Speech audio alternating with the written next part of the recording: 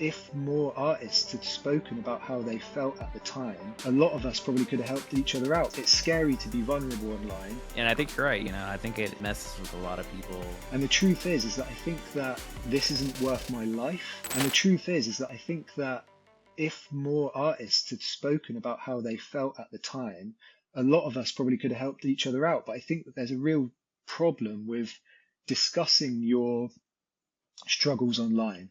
It's just, it's scary to be vulnerable online, and everyone's so cynical as well that like it's hard to necessarily, you try and put out some honesty, and sometimes it still feels like people just think you're bullshitting, and then you just get to a point where you're like, you know what, like this isn't worth my life, so I'm gonna just take a step back for a bit, and that's basically pretty much what happened to me.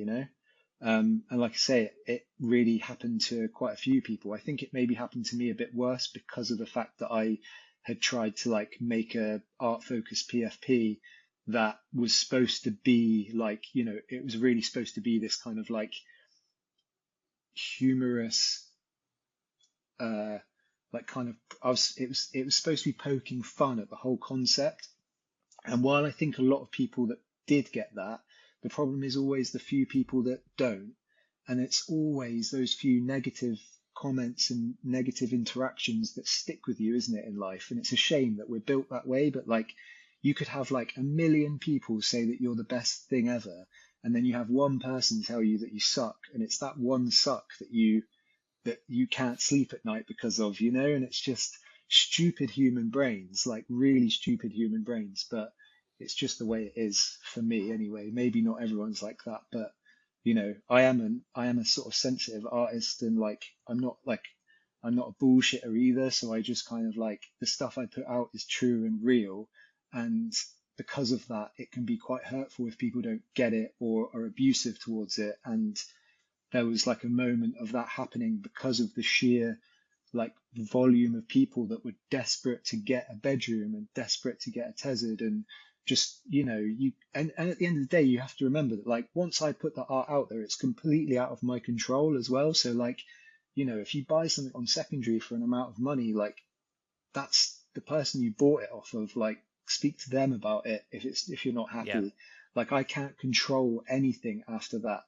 So yeah, and I think I just had to take a step back and like remember like what's real, because I think as well like I was in this point where my mental health was also just like making everything seem on social media way worse, because because I was in this really dark place anyway.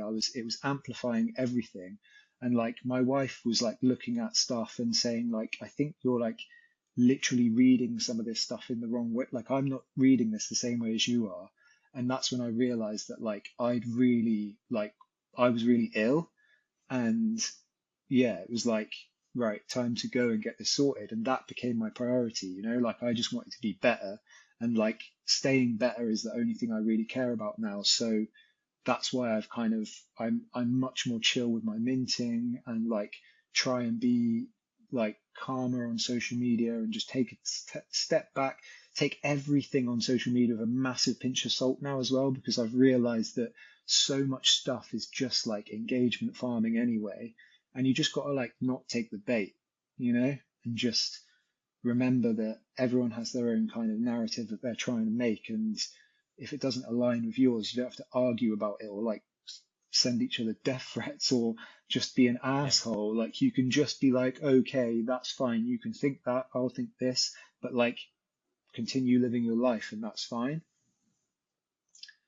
So yeah, that's that's kind of what happened. No, thank you for opening up and being vulnerable on that. And I think you're right. I think it messes with a lot of people. For sure. I mean, I know that you've been on Instagram posting consistently. I've seen some of your work on there as I was doing the research for this. So you've been at it for a while, and you blew up like crazy. Um, and yeah, it can mess with you. And it's funny that you say like, you could have 1,000 positives, but if one negative, like that's the one that sticks with you. I don't think that's, I wouldn't feel too guilty about that. There's professional athletes, there's politicians, there's people that, they're at the top of their game, and they're the same way. Yeah, of They'll course. have 1,000 likes, and the one negative is the one they stick with. And Yeah, the brain's just, like you said, the monkey brain. It's yeah, just wired like that way for some reason. But yeah, um, yeah, and it's interesting to me that it's so funny because the not being able to please everyone, like it's so funny as a collector as well in the space that like um you could do all the right things and people could still be unhappy, so the artist and community that I'm kind of the most familiar with is Lucrece.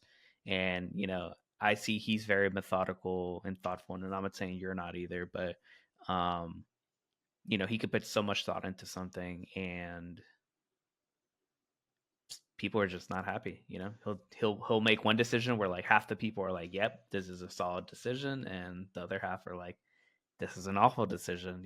So yeah, and people get it. People take it very personal. I think we're all like in our own little hero personality kind of world where we think they're coming after the decision is directly pointed at you, and it's like, dude, the world does not revolve around you specifically as a person. It's